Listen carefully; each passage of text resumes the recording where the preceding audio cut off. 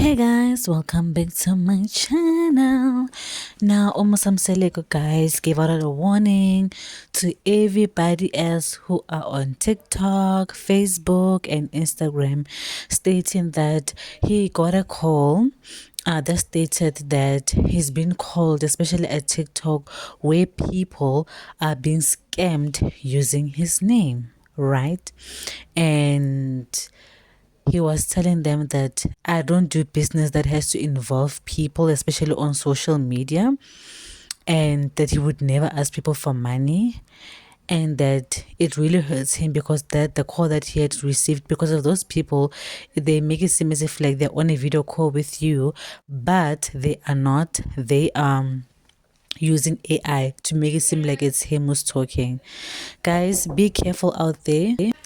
Sorry guys, be careful out there for getting scammed.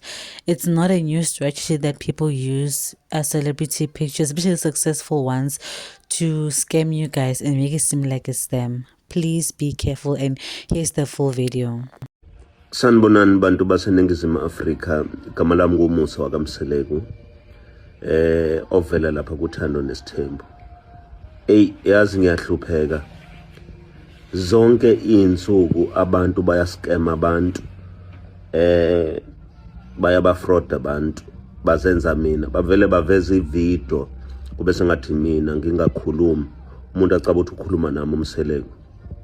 Gadani ku TikTok, gadani ku Facebook, gadani ku Instagram.